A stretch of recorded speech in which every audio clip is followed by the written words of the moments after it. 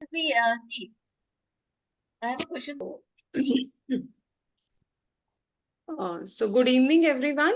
Today we are going to discuss about HIPEC surgery and its critical care management. So for the same, I would like to introduce our first speaker, Dr. Sarika Gupta. She's a consultant gynae surgical oncology in Rajiv Gandhi Cancer Institute and Research Center, Rohini, New Delhi. She has accomplished her gynecological oncology and robotic surgery training from Florida, USA. Welcome, Dr. Sarika. And for this, we have our second expert, Dr. Rajesh Mishra. He is MD, PDCC, DM Critical Care. He is Head Department of Critical Care at Agarsen International Hospital, Rohini, New Delhi. Welcome, Dr. Rajesh. Thank you. And to moderate the session, I would like to invite Dr. Kamaldeep Yadav. He is Head ICU, Yashoda Hospital, Nehru Nagar, Ghaziabad. Welcome, Dr. Kamal. So now to moderate the session, I would hand over it to Dr. Kamal, please. So good evening, everyone. So today we are privileged to have two distinguished experts in this field, Dr. Sarika and Dr. Rajesh. Dr. Sarika will be sharing insights into the surgical techniques, patient outcomes, preoperative preparation, and patient selection criteria. And Dr. Rajesh will provide expertise on the complications, critical care, especially and pain management, infectious risk mitigation, and patient communication and nutritional support. So before we dive into the specifics, let's get an overview of HIPEC surgery techniques. Dr. Sarika, could you please start by providing an overview of HIPEC surgery techniques, highlighting the latest advancements and their impact on the patient outcomes, and compare those to the traditional approaches? Additionally, also, could you also provide insights into the recent research and clinical trials investigating novel approaches to HIPEC surgeries or post-operative care, and how these findings might shape the future practice? Please, Dr. Sarika, go ahead. Thank you, Dr. Kamal, and I'm very glad to be a part of this seminar, and very thankful to Dr. Praveen also to invite me here. So, this HIPEC delivery system, clinical delivery system for intraperitoneal high temperature chemotherapy was started in 1980. First, it was tested in dogs, and then this was the first case report of using the HIPEC in a human. Then there are few studies from Japan, and then this technique of peritomectomy and complex surgeries followed by HIPEC was then propagated by Dr. Sugar Baker, who is considered to be pioneer of HIPEC surgery and cytoreductive surgery. There are multiple studies by him, and this has been propagated by him. So, what is the rationale of using hyperthermic intraperitoneal chemotherapy? The rationale is using direct delivery of the chemotherapeutic drug at the peritoneum. So, it causes higher cytotoxicity. By adding the hypothermia, enhance the penetration of chemotherapeutic agents into the tissue, and high temperature and chemotherapy gives a synergistic cytotoxic effect. And along with it, it changes the metabolism of the tumor cells. It changes the it is toxic to the membranes. It destabilizes the membranes and the receptors and the receptors enzymes and the chromosomes. So all these things are affected by hyperthermia. It also increases the sensitivity to platinum compounds by inducing a transient state of homologous recombination deficiency. So the cells which are left behind becomes more chemosensitive. So how is it for, what are the indications of using the cytoreductive surgery and HIPEC? So HIPEC surgery is almost always preceded by cytoreductive surgery, and it is used in pseudomyxoma peritoneal, peritoneal mesothelioma, ovarian cancer, and primary peritoneal cancer, gastrointestinal cancer with peritoneal dissemination or perforation, selected cases of gastric cancer, and palliatively also in patients with malignant ascites. Now, cytoreductive surgery is a surgery where the actually more effective when we cytoreduce the tumor to less than 2.5 to 3 millimeter, because the penetration of intraperitoneal chemotherapy is only 2.5 to 3 millimeters. So we do a complex array of surgeries, removing the uterus and all stomach, distal pancreas, part of the small bowel, and all different quadrants of peritonectomy to get a proper CC0 or complete cytoreduction, and then followed by HIPEC. The chemotherapeutic drugs are infused at the temperature from 41 to 43 and from 30 to 120 minutes. So there are many studies, and in different cancers, we use different times, duration of therapy. And after cytoreduction, HIPEC can be performed by using many different techniques, which can be open, close, or laparoscopic. Different types of chemotherapeutic agents have been used earlier in HIPEC, like for fluorouracil for mesotheliomas and gastric cancers, cisplatin for ovarian cancers and mesothelioma. So this is a picture showing that how we circulate the chemotherapeutic drug. This is one machine which actually maintains the temperature, maintains the temperature. There is an inflow tubing and an outflow tubing. You can see that the inflow tubing is bifurcated so that we can put it the different 4 quadrants. So one is for the inflow, one is for the outflow. Then we use 4 temperature probes, which can actually helps in maintaining the temperature in all the different quadrants. Now, this technique can be open, closed, or laparoscopic. Nowadays, we are also doing laparoscopic, but it is only useful in cancers which have a very low PCI, less than 10, and low grade histology. Laparoscopic is better because less hospital stay, early recovery, and post-op mobility. However, it is only can be used only in patients who have a very low PCI. The open technique was used earlier. The advantage is that uniform distribution of chemotherapeutic drug. Actually, it is an open technique. We can actually move the chemotherapeutic drug along with the bowel. All the quadrants can be easily perfused. But heat dissipation is there's a disadvantage of heat dissipation and exposure to the OT staff. Closed technique is better because because of the increased IP pressure, the increased tissue penetration, and however, the disadvantage is uneven distribution of chemotherapy. The picture showing the open technique on the right side and the closed technique on the left side. The laparoscopic technique where we are putting the chemotherapeutic drugs after laparoscopic cytoreduction. We are putting the chemotherapeutic in the abdomen. So this is the this slide shows the role of HIPEC in colorectal cancer. I am showing only the 3 major RCTs. So this Prodige 7, Profilochip Prodige 15, and Colopec. Prodige 7 was in the setting of curative intent, and the Profilochip was for prophylactic intent. Prophylactic means the cytoreduction has been done, chemotherapy has been given, and now after just to treat the microscopic disease, we are giving chemotherapy. Colopec was an adjuvant setting that surgery has been done, and now the HIPEC is given as an adjuvant treatment. And all these trials have not shown any overall survival advantage. So HIPEC in colorectal cancers is now not very much is now criticized because of these 3 RCTs which are negative. Now, in malignant peritoneal mesothelioma, over the last 30 years, there have been many large number of single center and 2 large multi-center studies that have shown that it is improves the overall survival, and the overall survival ranges between 30 to 92 months as compared to 5 to 12 months for somebody who doesn't get HIPEC. So it is the standard of care for peritoneal mesothelioma. Despite there is no RCT, but because of these retrospective studies and a large number, 2 multi-center reports, these are the studies for malignant mesothelioma. Now, the cytoreductive surgery with HIPEC is also used in the treatment of palliative treatment of malignant ascites.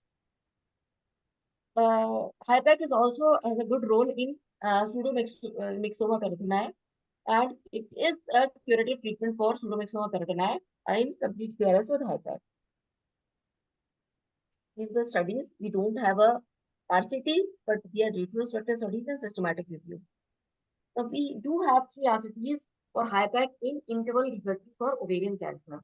Now, this Vandrial study, which is the OV-HIPEC-1 study, this was recently the 10-year outcome was published in October or November. 245 patients were taken and cisplatin 100 milligrams was used for 90 minutes. The PFS advantage was of 4 months and the overall survival was of 11 months, and with significant overall survival benefit. So we also have earlier RCT of 184 patients where we we could show in the interval subgroup, not in the complete, in the interval subgroup, we could see that there was a survival advantage. There was in 2022, there was another article which showed that there was insignificant change with overall survival. So because we have two positive RCTs for interval debulking surgeries, we have other retrospective studies. So it favors the use of HIPEC and cytoreductive surgery in interval debulking, that is after surgery for stage 3 and 4 ovarian cancer after NACT. This is a systematic review which was published in 2022, which has showed that with that there is overall significant difference in the groups favoring the combined approach. Now, within the ovarian cancer, there have been multiple retrospective studies, and the pool data have suggested that there is insignificant. Doesn't improve the overall survival or PFS if we are giving chemotherapy in recurrent setting. However, we have a new RCT which was published, I think, recently, CHIP or trial, which has showed some overall survival advantage by in recurrent setting. So there are few retrospective studies in primary debulking, and they show that it has HIPEC is not beneficial for overall survival and PFS in primary debulking surgeries. So thank you, Dr. Sarika, for that insightful overview. Now let's discuss preoperative preparation and common surgical complication associated with HIPEC surgery. Dr. Sarika, what specific preoperative preparation is typically recommended for patients undergoing HIPEC? Additionally, what are the most common surgical complications after HIPEC? Yes, and how do you prevent and manage them? Yes, please take your time. Take your time. Yeah, that's a moment. That's fine.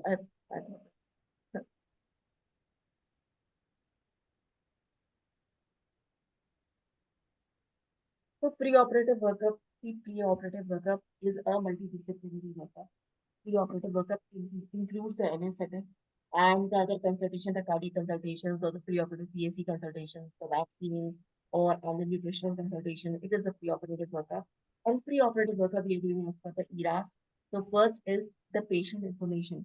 So pre-admission, education and counseling decreases the fear and anxiety, and later on it helps in improving the wound healing, perioperative feeding, post-operative mobilization and pain control. So if the patient knows that how much time he will be there in the hospital, and what about that when he will start feeding, and once we have advised some kind of a nutritional support, they understand and they follow it. So it is important for enhanced post-operative recovery and discharge.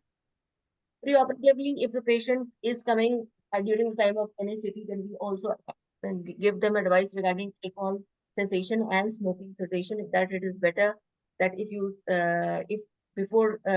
stop it before 4 weeks of surgery, then the outcomes of surgery would be better. Now, how do we do the preoperative nutritional optimization?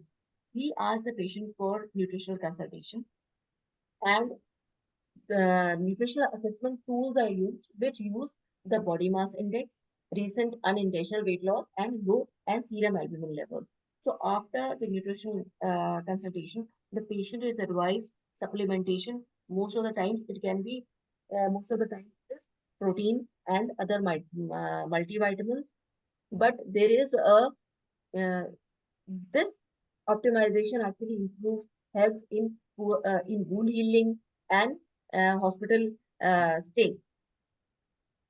So immunonutrition, what about immunonutrition? That earlier in, I think, 2020 eras also, there was a concept that immunonutrition was advised, because critically ill patients often suffer from complex immunological dysfunction, and the immunonutrition aims to positively impact the immune function through the enteral and parenteral group. However, there is a controversy that whether glutamine, arginine, they are helpful, or they can be actually putting a negative impact on the treatment. So there are some negative studies also.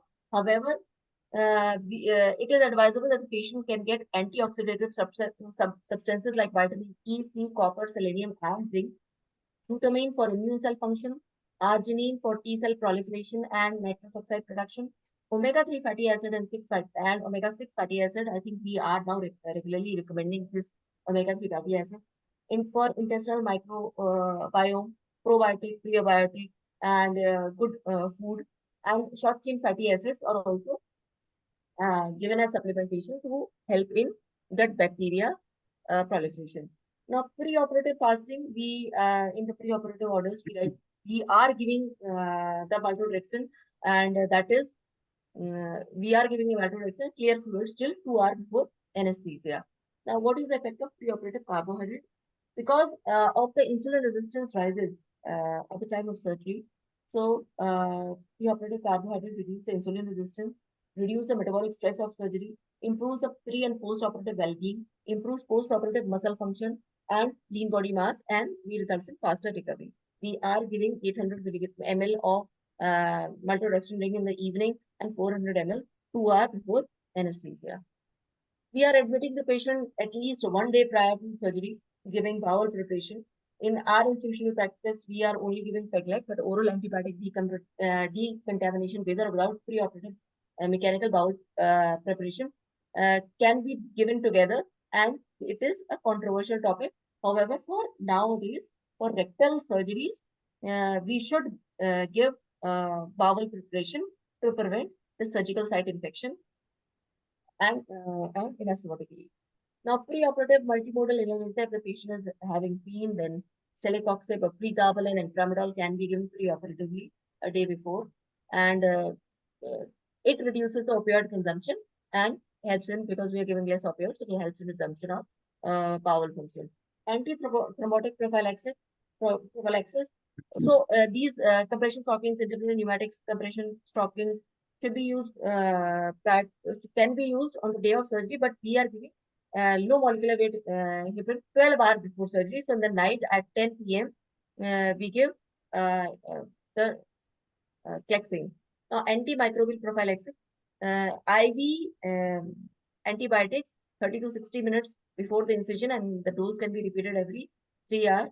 Alcohol, we are using skin chlorhexidine alcohol and povidone iodine acetyl disinfectant before surgery. Antiseptic shower, shaving, and adhesive drippings can be used. And complications. So complications are GI perforation, osmotic leaks, sepsis, intra-abdominal bleeding, pleural effusion, thrombosis, ileus, central line infection, respiratory, cardiovascular, and systemic toxicity, leukopenia, nephrotoxicity. So systemic toxicity, for nephrotoxicity, we can give sodium thiosulfate at the time of HIPEC, and for leukopenia, we can give injection for the granulocyte proliferation. Now, surgical outcome, grade 3 complications. So this is actually from this is from ovarian cancer, and this systematic review has shown that there was slightly, in most of the reviews, it is seen that there is slightly but significantly increased risk of complications with a combined approach as compared to cytoreductive surgery alone.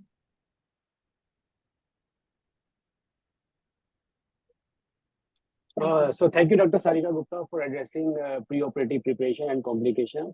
And now let's turn to Dr. Rajesh Mishra to discuss common complications encountered during or after HIPEC surgery and strategies for mitigating these risks to ensure the best possible patient outcomes, especially considering the intensive care monitoring often required for post-HIPEC surgery patients. Dr. Rajesh, what are some of the most common complications encountered during or after HIPEC surgery, and how do you recommend mitigating these risks? Okay, so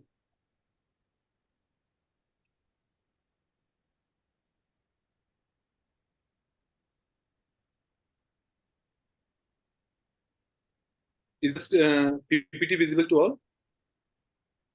No, it's not visible. Please take your time. It's not visible yet. Now? Yes. Yes, Okay. yes, it's visible. Okay, so the key challenges that we face during the intraoperative period are like massive fluid shifts and no doubt about the blood loss, along with, as the name suggests, that hyperthermic, in which we go till 42 degrees centigrade. So a lot of temperature imbalance is present intraoperatively. And due to the massive fluid shift and the temperature imbalance, there is a lot of hemodynamic alteration. So we need to titrate the hemodynamics very meticulously. And post-operatively, if we see the major challenges that we face in ICU post HIPEC surgery are like hypovolemia, because the fluid requirements go as high as 60 to 75 mils per kg. So such heavy fluid shifts intraoperatively leads to a lot of hypovolemia. So this is one of the most common challenge that we used to face in ICU, for which we generally used to follow the FALS protocol, that is fluid analysis by lung sonography protocol, in which we tend to resolve this problem of hypovolemia. Nonetheless, measuring all the basic output measures such as the urine output and everything. Again, there is hypotension. Because of the massive fluid shift, hypotension is very common, for which basic vasopressors like NORAD and vaso are required intermittently, and they are of great use in mitigating the hypotension component which comes in ICU. Then we have this intra-abdominal sepsis. The intra-abdominal sepsis, as per the literature, can come as early as 3 days. And can I interrupt you, Dr. Rajesh Kumar? yeah, please. So slides are not moving actually. You started with fluid shifts, and after that, slides are not moving. Just a minute.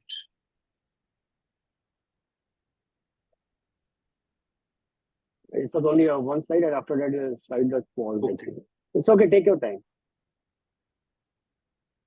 Is it moving now? Yes, Go to yes. next slide. So first, next slide. Is it moving now? No. No.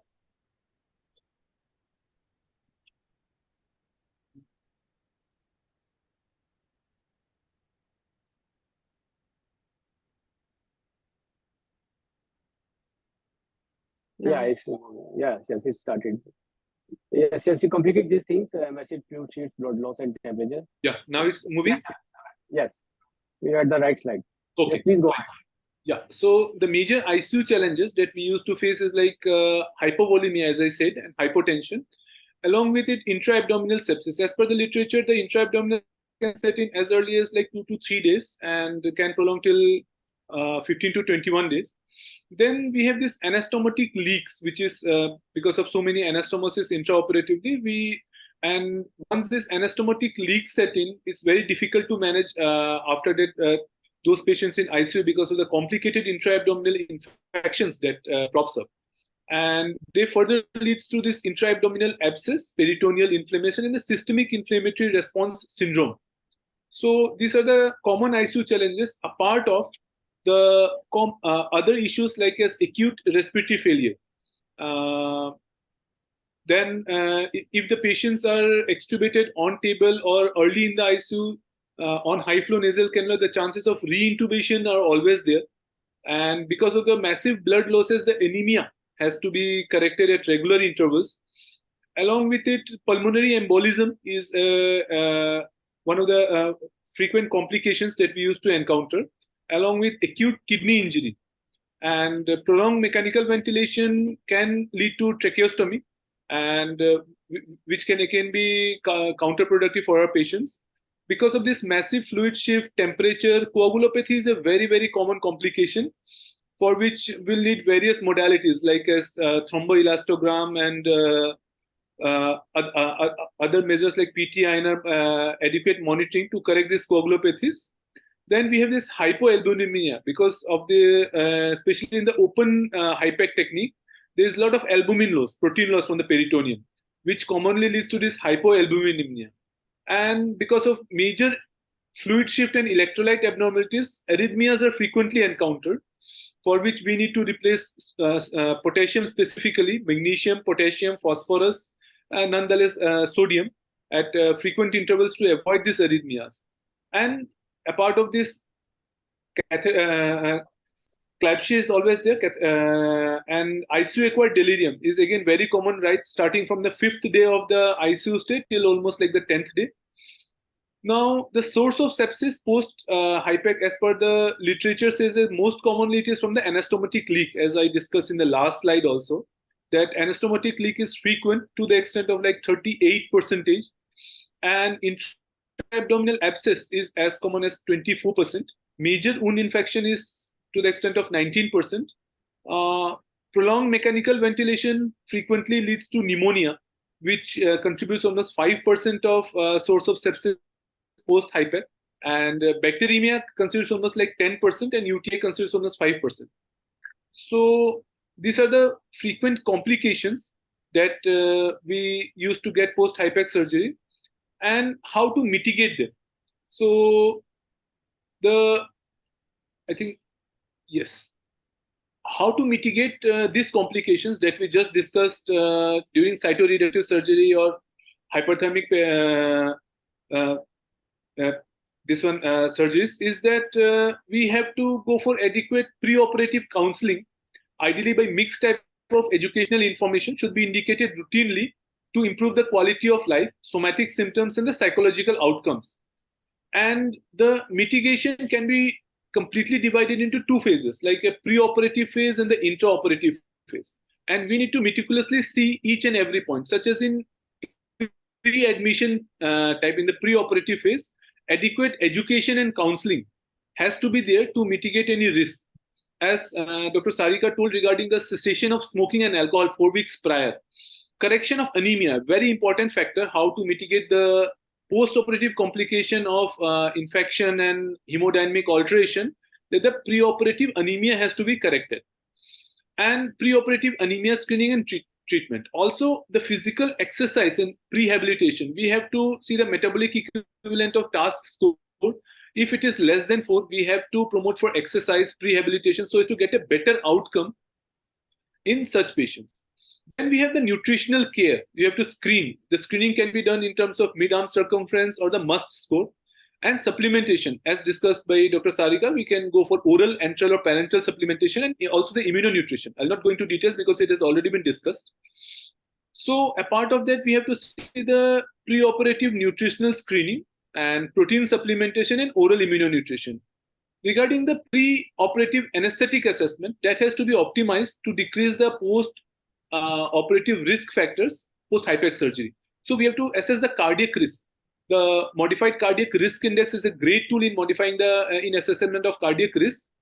We have to screen for the obstructive sleep apnea, and if any patient has, we have to take proper measures so that the post-operative complications are dipped to the minimal. And also the complete lab testing and the frailty screening. Patients who are prone for nausea, vomiting, we have to screen for the post-operative nausea, vomiting, and use of proper antiemetic drugs. And total intravenous anesthesia, if we are planning, we have to plan accordingly whether the patient is sensitive for nausea or vomiting. Regarding the pre-anesthetic medication, we have to go for multimodal analgesia. We have to combine a maybe opioid with a NSAID along with a COX-2 inhibitor. So these three techniques generally, Dr. Sarika also discussed, like celecoxib along with an opioid along with some non-steroidal anti-inflammatory drugs is a great cocktail for this multimodal analgesia modality. Also, the apprehension and the anxiousness of the patient has to be counteracted the pre-operative phase with adequate sedative and anxiolytics. Then we have to go for pre-operative bowel preparation. If the patient has been planned for cytoreductive surgery and HIPEC, including probable colectomy or probable rectal resection or an oral antibiotic decontamination. And then preoperative fasting and carbohydrate content, we have to use a short preoperative fasting and carb loading. Now coming to the intraoperative phase, what factors can be controlled in order to mitigate the minimal complications intraoperatively and postoperatively? So we have to use the antimicrobial prophylaxis preoperatively, skin preparation and additional soft tissue, skin and soft tissue prevention measures. Also the postoperative antibiotic prophylaxis and the standard anesthetic protocol of rapid sequence intubation, epidural analgesia, multimodal analgesia intraoperatively, and protective mechanical ventilation. By protective mechanical ventilation, what we mean is a low tidal volume and a high respiratory rate.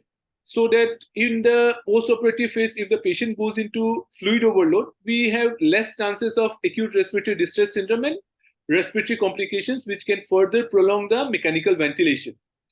And cardiac output monitoring, especially in HIPEC surgeries, if it is an open type, then the IVC measurement would be not possible in the intraoperative or postoperative phase. Always we can use the thoraxis window for the IVC measurement, and also we can use the lung window for using the false protocol. That is a fluid analysis by lung sonography.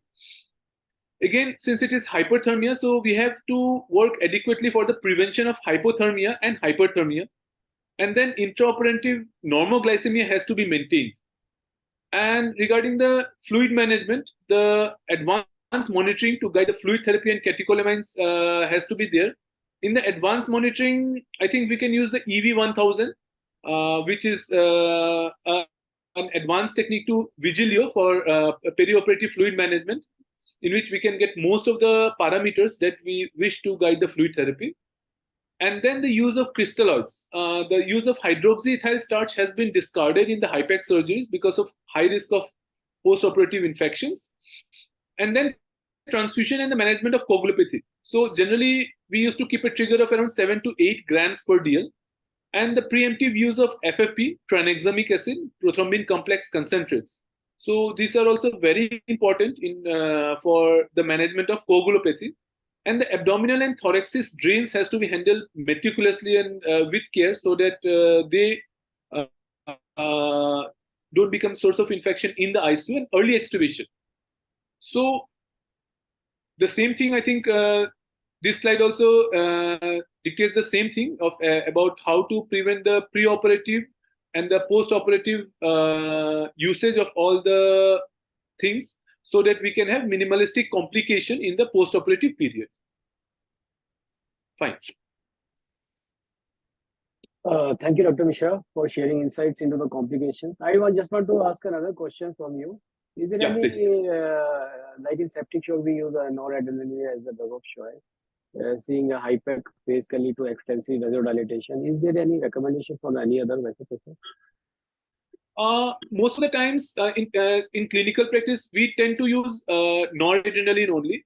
And supposedly, the patient requires a vasopressor requirement of more than like 0.3 mics to 0.4 mics per kg per minute, more than noradrenaline. We can always use vasopressin. Although the data for vasopressin regarding mesenteric vasoconstriction is slightly evident in literature, but then the same effect comes from adrenaline also. So we can use noradrenaline. And as per the sepsis guidelines, noradrenaline is always the first choice, vasopressin is always the second choice, and adrenaline is the third choice. Previously, like there was a lot of literature regarding the use of dopamine also in cases of HIPEC surgery to prevent coagulopathy as well as to prevent the acute kidney injury. But then the recent literature after 2020 have all discarded the use of dopamine post HIPEC surgery. So currently we are relying mostly on NORAD and vaso as of now. And the third choice is always adjuvant. So thank you, Dr. Mishra, for sharing insights into the complications and risk mitigation. Moving on to Dr. Sarika, could you elaborate on the patient selection criteria and factors influencing the decision to perform HIPEC surgery? Dr. Sarika, please.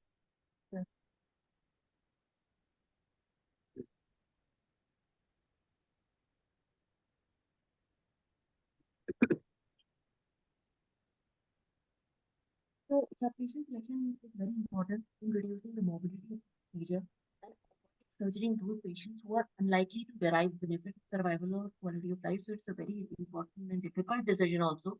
We have to decide whether the morbidity will be more than getting than the benefit we are getting. So age less than 70 years is a relative contraindication, and there should be no significant impairment of cardiac, pulmonary, hepatic, or renal function. The absence of extra abdominal disease means if the patient is already metastatic, this treatment would be treating only intra-abdominal disease. Extensive hepatic metastasis, significant retroperitoneal disease, because this will deal with the peritoneal surface, but not with the retroperitoneal surface. Peritoneal disease that is unable to complete or near complete resection are only selected. Patients are discouraged from cytoreductive surgery if they have been diagnosed with biliary obstruction, extensive disease at the gastrohepatic ligament or porta hepatis, extensive retroperitoneal disease, intraparenchymal liver disease, multiple sites of obstruction, multiple diffuse small bowel cirrhosis and mesenteric involvement. And similarly, these things are checked by with the PET-CT or the PET contrast enhanced MRI for the PCI score, which tells us whether the patient is would be resectable or not. Even by doing all these things, I think many times all the evidence and experience says that 70% of the time we are able to accurately predict whether it would be a resectable disease or not. So most of the time, the decision to do HIPEC after cytoreductive surgery is on the table decision. Now, histology of the tumor, like low-grade tumor for the appendix, we are using HIPEC, but we are using HIPEC for high-grade serous carcinoma of the ovary and mesothelioma. So histology of the tumor gives us an idea that whether we should be doing HIPEC or not, like signet cell tumor for gastric cancer, we are not doing HIPEC. Nutritional status is important. If the patient albumin levels are low, if the patient is not eating well, then they should not be counseled for cytoreductive surgery, for HIPEC surgery after cytoreductive. So I think that's done, ma'am. So thank you, Dr. Sarika, for addressing the patient selection criteria. Now let's explore pain management in patients undergoing HIPEC surgery. Dr. Rajesh Mishra, how do you approach pain management in patients undergoing HIPEC surgery, considering the complexities of both intraoperative and post-operative pain control?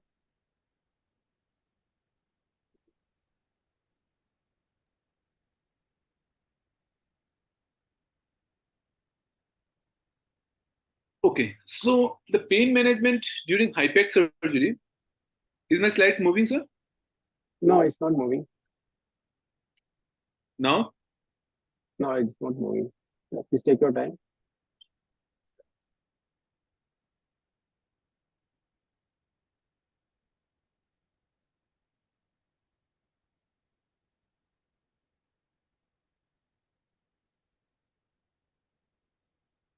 Yes. Okay. So, is it moving now? Yeah, it's moving. Okay. So the pain management during HIPEC surgery can be divided into like the intra-op and the post-op. So intraoperatively, a combination of thoracic epidural anesthesia and patient control anesthesia is commonly used to control the post-operative pain. And some centers use intrathecal opioids in preference to epidural analgesia. So the patient control analgesia are typically opioid-based, which may be fentanyl most commonly, and supplemented with regular simple analgesics such as paracetamol. Generally, we used to give like 1 gram TDS, and other adjuncts such as ketamine. Ketamine we can use almost like 0.5 to 2 mg per kg, and then lignocaine infusions. So these are the patient control analgesias that are commonly in vogue for pain management post HIPEC surgeries. Patients undergoing the cytoreductive surgery in HIPEC commonly require analgesia to cover pain distributed from the high thoracic dermatomes down to the sacral roots. Most will have a large midline excision and have undergone surgical dissection in all quadrants of the abdomen. Extensive pelvic dissection or diaphragm stripping can be particularly painful. Despite the use of multimodal analgesia, achieving effective postoperative pain remains always a challenge. And cytoreductive surgery plus HIPEC treatment not only causes nociceptive pain through surgical injuries and inflammation, but it also induces neuropathic pain through the stimulations from the thermal chemotherapy. In a recent meta-analysis by Zhang et al., the perioperative use of dexmedetomidine significantly reduced the serum concentrations of IL-6, IL-8 in TNF-alpha. So the use of dexmedetomidine has been found to decrease these inflammatory markers and ultimately decreasing the intensity of pain. For surgical patients, a single injection of an induction dose of ketamine was found to reduce the interleukin-6 level for almost like 7 days. So even ketamine is a good option during the intraoperative period. The use of propofol during major surgery could reduce the levels of interleukin-6 and interleukin-8. Celecoxib also reduced the prostaglandin E2 level within 48 hours after the endoscopic surgery. So these are the intraoperatively and the postoperative pain management that we generally used to use. In the postoperative period, we rely mostly on fentanyl, along with most of the times dexmedetomidine and fentanyl, and we can use either of them along with paracetamol and celecoxib. They are perfect cocktails for postoperative pain management, especially in ICU. And we target a VAS score. There's a visual analog score of something around less than 4. No matter the surgery is a major surgery, but our targets generally in ICU is a visual analog score of less than 4. And we increase the dosage of opioids generally to reach our targets in such cases. Dr. Kamal? Thank you, Dr. Rajesh, for sharing insights into the pain management. Just want to ask you a question. How Yeah. many patients were you able to extubate in your experience immediately post-operative of NOT? After post-operative? To my experience, I think not more than 20 to 30% of patients we have extubated on the day of surgery in ICU. Most of the patients we generally plan to extubate on day one, rather than because the fluid dynamics are so variable on the day zero that it is almost impossible to control the dynamics. The patient will have hemodynamic alteration. The patient will have coagulopathy. So all these risk factors do attribute of holding our extubations on day zero. But generally, 50% of the patients we plan and we extubate on day one. So you extubate post-operatively required any non-invasive positive pressure ventilation, or you just put directly on the NRM or oxygen bypass? No, generally what the technique that we follow is that we have a good backup of high flow nasal cannulas. So we tend to arrange the high flow nasal cannula on day zero only for our patients, and then on day one when we extubate, we try to extubate them on high flow nasal cannula. Supposedly the requirement is more. Supposedly the PEEP requirement is say 5, 6 or more than that. Then we try to increase the flow and then manage the PEEP. But then if the patient desats even after that because of maybe some fluid overload, we go on NIV immediately. So I think 30 to 35% of our patients do require NIV support after extubation. So basically, good epidural anesthesia will prevent the re-intubation. Yeah, definitely. So thank you, Dr. Rajesh, for sharing insights into pain management. Now let's discuss measures to minimize the risk of infectious complications in patients undergoing HIPEC surgery. Dr. Rajesh, what measures do you recommend for minimizing the risk of infectious complications in patients undergoing HIPEC surgery, particularly in the context of prolonged hospital stays and compromised immune function? Okay, so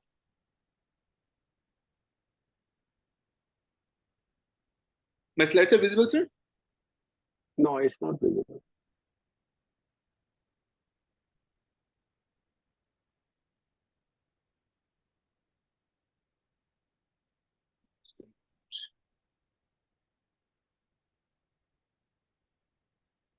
Only 3 more questions to go. Please take your time. Yeah.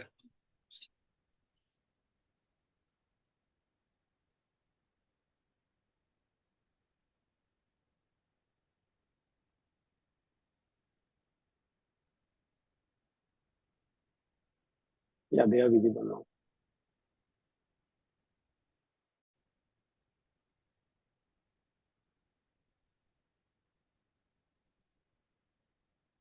Okay. Yeah, that's it.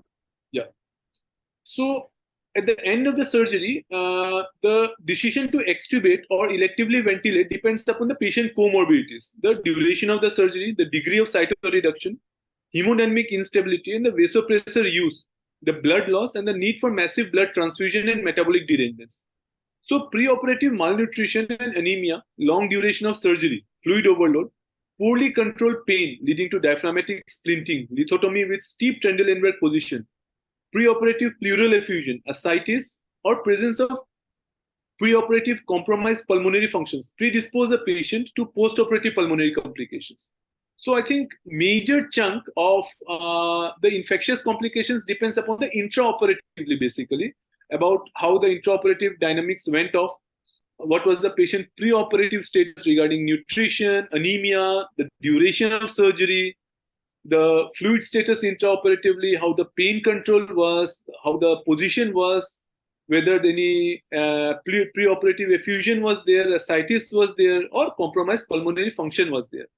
So this is the major issue. And the enhanced recovery after surgery protocols like preoperative spirometry, respiratory muscle training, and its continuation in the postoperative period has been proven to reduce pulmonary complications. The massive fluid shift, third spacing, and blood loss are quite common in the cytoreductive surgery phase of surgery, whereas the HIPEC phase can lead to extensive vasodilatation, necessitating the use of vasopressors. The fluid losses, both external and internal, continue in the immediate postoperative period, and the abdominal drains losses can be as high as 40% of the total output in the first 72 hours of surgery. So the continuous monitoring and assessment of fluid status guided by various static and dynamic parameters such as the cardiac output monitoring, the CVP, the serum lactates, the urine output, abdominal drain and nasogastric losses need to be conducted. Adequate and timely resuscitation with crystalloids, colloids, blood and blood products help reduce the post-operative morbidity and the mortality. So in view of the increased risk of post-operative sepsis, acute kidney injury and coagulopathy, it is advisable to avoid the use of hydroxyethyl starch in the perioperative period. And also there is a significant protein loss secondary to the exudating ascitic fluid and extensive surgical dissection. So the post-operative decline in albumin levels is common, which starts intraoperatively and continues post-operatively with the need for exogenous replacement. And the routine use of Lasix, mannitol, and low-dose dopamine, as I told just a while ago, to prevent renal injury is no longer recommended. Coagulopathy during the perioperative period is multifactorial, which includes the length of the surgery, extent of resection, both hypothermia and hyperthermia, blood loss, and massive blood transfusion. So monitoring the viscoelastic properties of clots with the use of thromboelastography, both intra and postoperatively, can help with the management.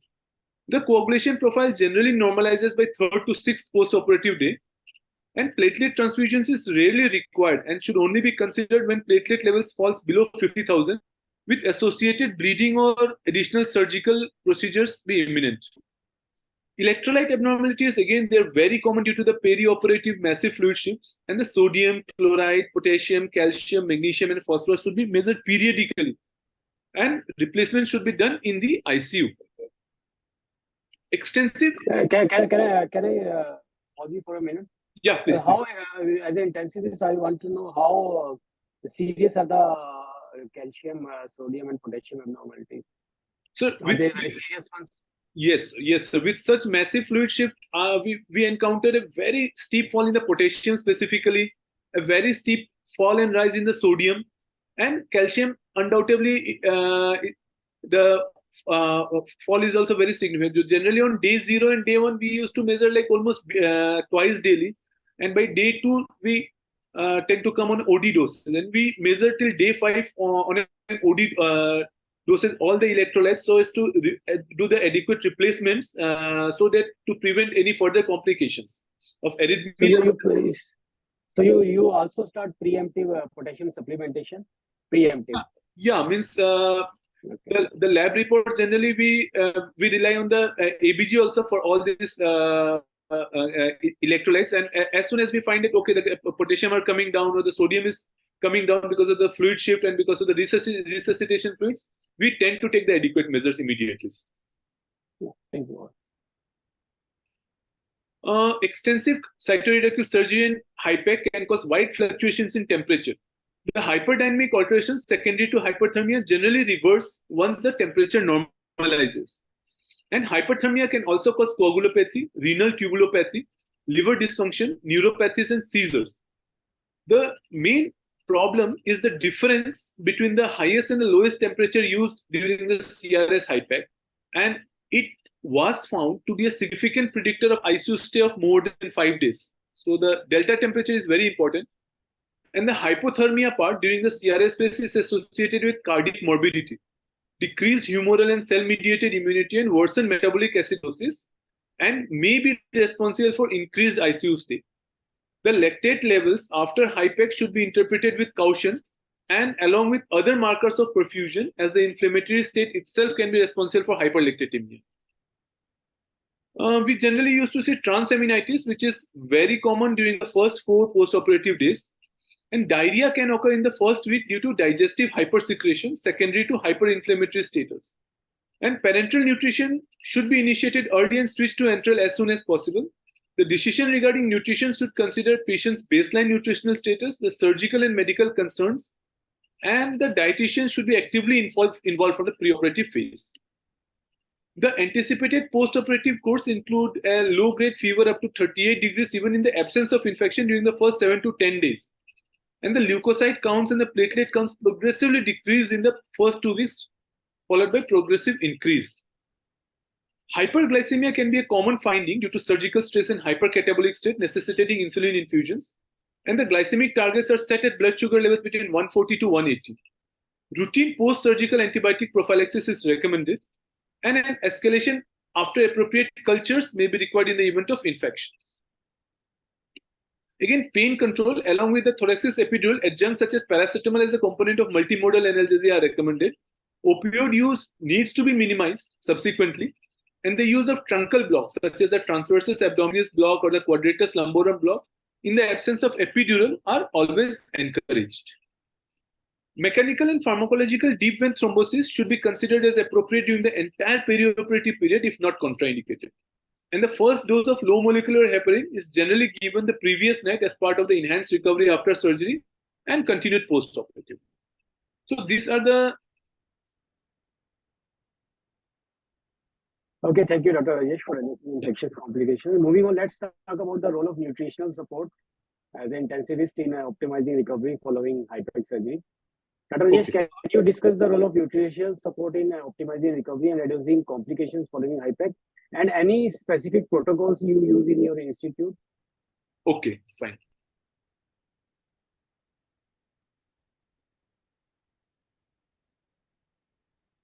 We will take the questions in the chat box. Yeah. After we finish these questions. Is my slide visible, sir? No, it's not visible yet. Not visible.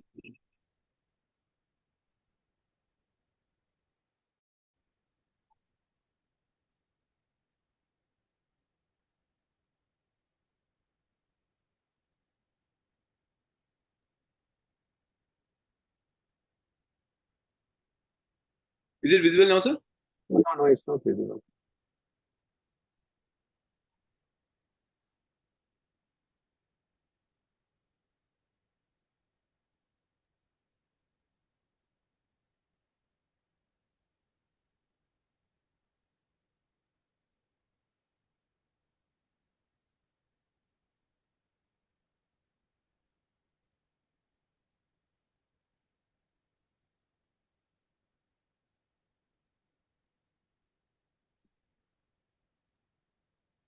Am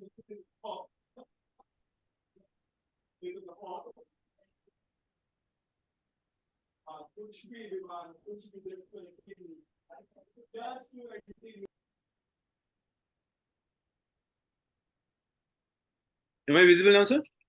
No, you are visible, but slides are not visible. Yeah, let's can we move to Dr. Sarika? Yes, I think there's some technical problem coming in. So can we move to Dr. Sarika, please? Finally, let's discuss the effective communication with patients and their So families. I think if he's sharing, so you cannot start screen share while the other participant is sharing. Okay. There's some technical difficulty, I think. So if he stop sharing, then I will share. Okay, I'm stopping my share. Fine.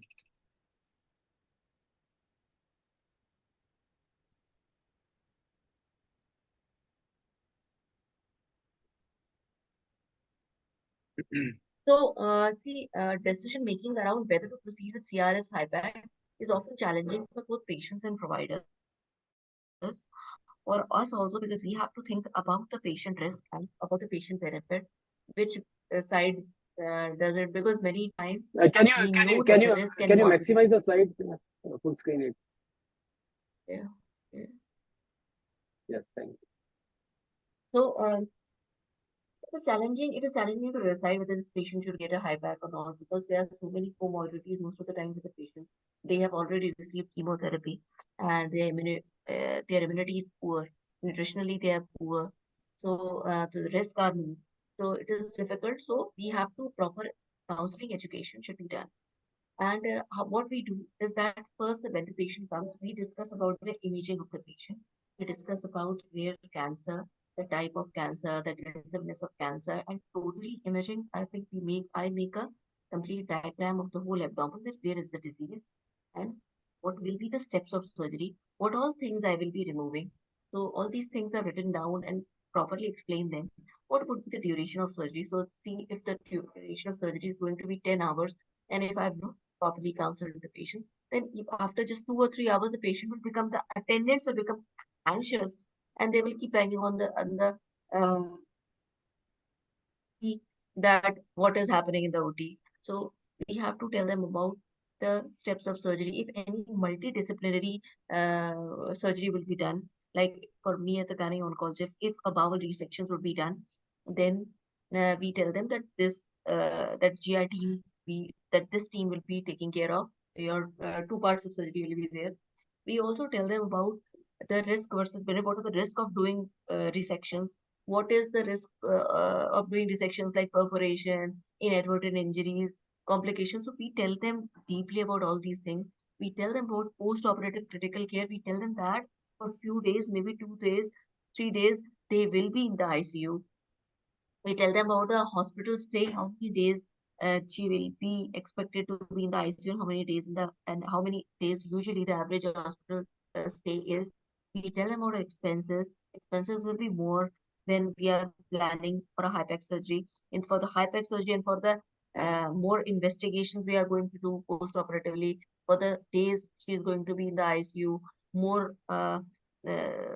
TPNs and blood products and all that time and the recovery time. So all these things are very, very important. The proper counseling should be done with the patient, and patient should be completely motivated to undergo such kind of extensive surgery, because it is their recovery will take time as compared to a simple cytoreductive surgery, and they should understand that why we are doing and what would be the benefit of doing such kind of extensive surgery with hypertension. So this is how we counsel, and a proper we probably it is done for I think 30 to 40 minutes properly.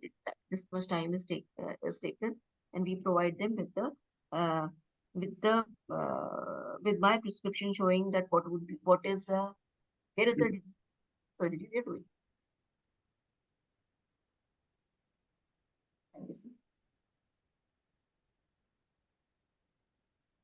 Hello. Yes.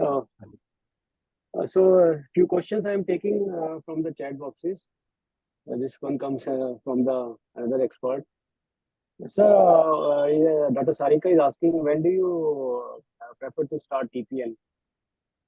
It's on the day 0, day 1, day 2.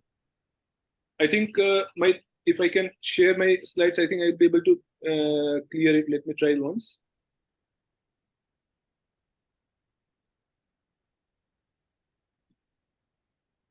Is it visible this time, sir? Yeah, but the slides are not opening. You have to double click them. Yeah, double click them. Okay, just once.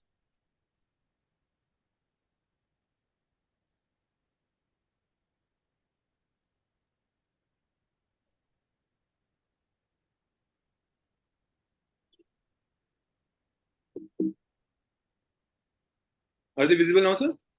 No. No, it's not open here. Yes, sharing screen, but the slides are not visible. I think Dr. Rajesh, you just take the questions. Most of them will be your answers. They've asked about TP and all this. So probably if you can take that, So that will solve the problem. Just take that. yeah. So I think generally in such patient, we have to keep them NPO for the initial 2 to 3 days, considering the risk of anastomotic leaks, as we just discussed. Na? So in such cases, even the surgeons would be pretty apprehensive in the initial couple of days to start on the enteral nutrition. So the nutrition strategy that is adopted in ICU is generally we start with parenteral, because we can't already such patients malignancy with metastasis will be nutritionally very low. So even after best of the optimizations, they would be having the low nutrition score, Nutric scores. So in such cases, we have to start early. And in all such cases, we start off with parenteral nutrition only.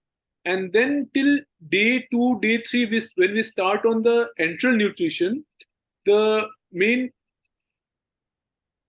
thing that we take care is that the full on calorie requirement is met only till day 4. Even with parenteral nutrition and enteral nutrition, it's possible only till day 4 when we meet the total calorie requirement.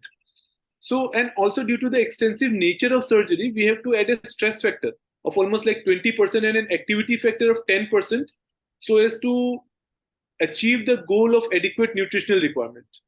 So this is it. And so in all such cases, what we follow is that we start with early parenteral nutrition, and then we move towards enteral nutrition, and then we move towards completely enteral nutrition when the oral liquids, oral soft diet, and the oral fluids come out. So this is it. So basically, you start the TPN on day Yes. 0. Yes, definitely. So somebody asked another pertinent question: TPN versus amino one. Since the infection risk is higher in TPN, so suppose if you started TPN and some patient is throwing fever. Sir, and a bottle of aminoven will barely give us something around 400 to 600 kilocalories, whereas a bag of TPN is going to give something between 1200 to 1600 kilocalories. Even 1600 in a catabolic phase, when the patient has gone a major surgery, 1600 is still a catabolic state. We need to bring the patient to anabolic state. So I don't think aminoven can be used as a supplementation to the parenteral nutrition. Yes, means a proper parenteral nutrition with an aminoven, maybe yes, but isolated aminoven, certainly a no. And even this is as per the ASPEN guidelines that they've given for such cytoreductive surgeries, that early use of parenteral nutrition is always recommended for major cytoreductive surgeries. So this is as per the TPN. So TPN is always better. Yes, yes. So another question the same person asked: when can we restart the low molecular weight heparin for DVT prophylaxis post surgery? As Dr. Sarika also clearly mentioned, and even I mentioned in my slides, that we generally tend to give in the pre-operative phase and generally night 10 o'clock on the first day post-operative phase. If there is no significant bleeding from the abdominal drains, if there is no significant coagulopathy that has been noticed in the post-operative phase, then we generally tend to start on day 0 itself by 10 p.m. Somebody asked, when do you decide to give FFP intraoperatively in your practice? FFP, as I told you, we tend to see the coagulation parameters such as the PTA, PTT, INR, along with, I think, thromboelastogram is a better parameter to assess the coagulopathy in such cases. So if we have a thromboelastogram in our ICU, we generally tend to see. And if there is any derangements in the INR, we tend to correct it. So that, plus if there is any active bleeding, we generally tend to correct it with FFP. So prophylactic and the preemptive use of FFP is not recommended, but yes, a corrective use of FFP is definitely recommended. So Marco Pereda again has the same questions. PTA, PT, do you do interval during intraoperative period? How frequently you do it? If there is any evidence of more bleed, yes, we do. Like if the median duration of surgery is 8 hours or 6 hours, we generally go for at least a couple of times of PTA, PTT, INR if there is active oozing. Otherwise, a single go would do. So any role of tranexamic acid and other? Yes, in the initial phases, day 0, we routinely use tranexamic acid. Day 1, we don't. So what's the dosage, preemptive dosage you use? Generally, we use 1 gram dosage, not less than that. Okay. So you give a single shot of 1 gram 10x and you go ahead. That's So thank you, Dr. Mishra and Dr. Sarika Gupta, for sharing insights. Over to Dr. Parveen, our president of the Onco Critical Care Society. Thank you so much, Dr. Sarika, Dr. Rajesh. It was really informative session, and I think most of the questions have been answered which were asked in the chat. So very, very informative, Dr. Sarika. Thank you for your time. Thank you, Dr. Mishra. Thank you, Dr. Kamaldeep. Hopefully, we'll meet again. Thank you so much. Thank you. Thank you, Dr. Saurabh. Thank you, Dr.